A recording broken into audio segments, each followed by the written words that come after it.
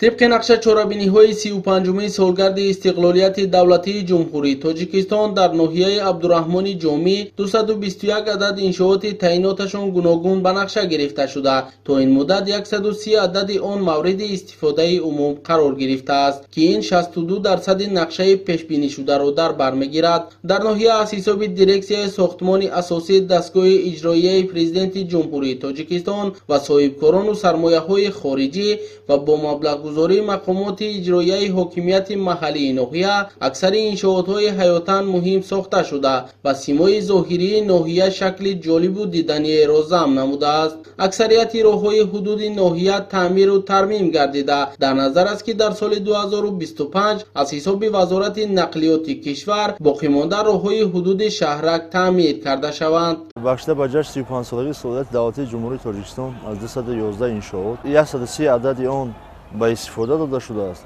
در باقی مانده ساختمان‌ها کارهای ساختمانی با مرام ادامه دارد.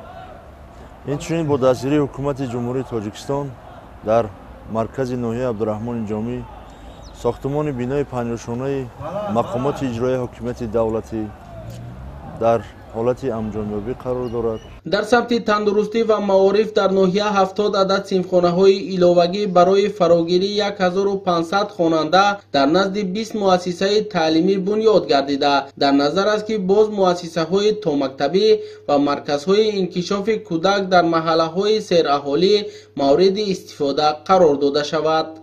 در اساس دستور و سفارش‌های پیشوای معظم ملت نسبت به ساحه معارف، ساحه افضلیتناک، ساحه کلیدی و توجه به ساحه معارف گردیدن پیشوای معظم ملت، یعنی بلند برداشتن صفت تعلیم و تربیت و شرایط مهیا نمودن برای خوانندگان در نزد هر یک مؤسسه تعلیم به نقشه گرفته شده است که بنیاد صنفخانه‌های علاوگی و در نزد هر یک مؤسسه تعلیمی برای انکشاف بروقته کودکان 2 صنفخانه به نقشه گرفته شده است. در سال سپری گردیده 2024 از طرف ساکنان، از طرف صاحبکاران و شخصان سخاوتمند، از طرف مقامات اجرایی حکومت دولتی ناحیه عبدالرحمن جامی و از طرف برنامه‌های دولتی جمهوری تاجیکستان 75 صنفخانه تعلیمی برای خوانندگان به استفاده داده شد.